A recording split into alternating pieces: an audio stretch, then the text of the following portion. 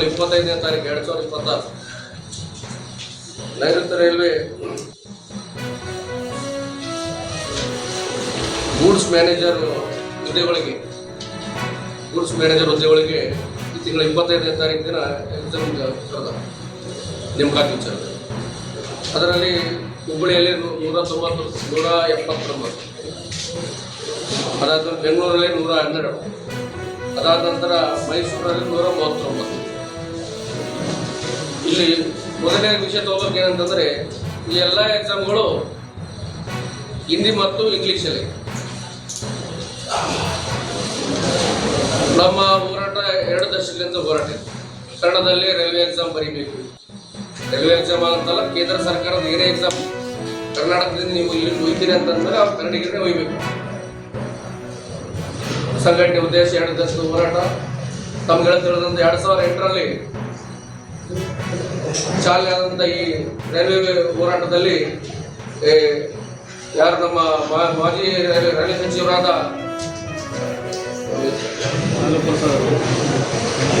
ಲಾಲು ಪ್ರಸಾದ್ ಯಾದವ್ ಅವರು ಸಚಿವರಾದಾಗಲಿಂದ ನಮ್ಮ ಹೋರಾಟ ಸ್ಟಾರ್ಟ್ ಆಯಿತು.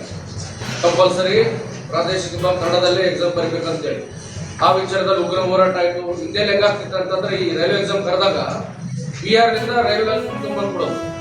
ಬಿಹಾರಿಂದ ರೈಲ್ವೆ ತುಂಬ್ಕೊಂಡ್ಬಂದು ಆ ಬಿಹಾರಿಗಳೇ ಇಲ್ಲಿ ಎಕ್ಸಾಮ್ ಬರೋದು ಮತ್ತು ನಮ್ಮ ಉದ್ಯೋಗಗಳು ಅವ್ರು ಕೊಡೋಗ್ಬಿಡ್ತಾರೆ. ಅದನ್ನು ವಿರೋಧಿಸಿ ಕರ್ನಾಟಕ 2008ರಿಂದ ಹೋರಾಟ ಸ್ಟಾರ್ಟ್ ಆಯಿತು. ಮಮತಾ ಬ್ಯಾನರ್ಜಿ ಅವರು ರೈಲ್ವೆ ಸಚಿವರಾದ್ಮೇಲೆ ಪ್ರಾದೇಶಿಕವಾಗಿ ಕನ್ನಡದಲ್ಲಿ ಎಕ್ಸಾಮ್ ಬರೆಯೋಕೆ ಅನುಕೂಲ ಮಾಡಿದ್ರು. ಆದರೆ ಈ ಸಲ ರಾಷ್ಟ್ರ ಮಟ್ಟದಲ್ಲಿ ಹೆಸರು ಮಾಡಿರೋ ನೃತ್ಯ ನಿರ್ದೇಶಕಿ ಸ್ನೇಹ ಕಪ್ಪಣ್ಣ ಅವರ ನಿರ್ದೇಶನದಲ್ಲಿ ಮುತ್ತು ಬಂದಿದೆ ಕೇರಿಗೆ ಎನ್ನುವ ನೃತ್ಯ ರೂಪಕ ಪ್ರದರ್ಶನ ಇದೆ.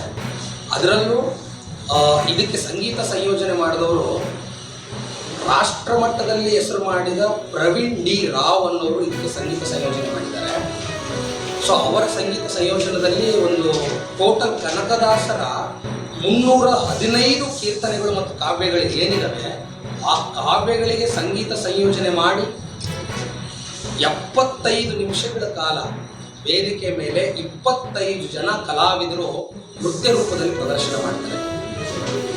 ಯಾಕೆ ಕನಕದಾಸರನ್ನ ಪ್ರಸ್ತುತ ಸಮಾಜಕ್ಕೆ ನಾವು ಯುವ ಸಮೂಹಕ್ಕೆ ತಲುಪಿಸಬೇಕು?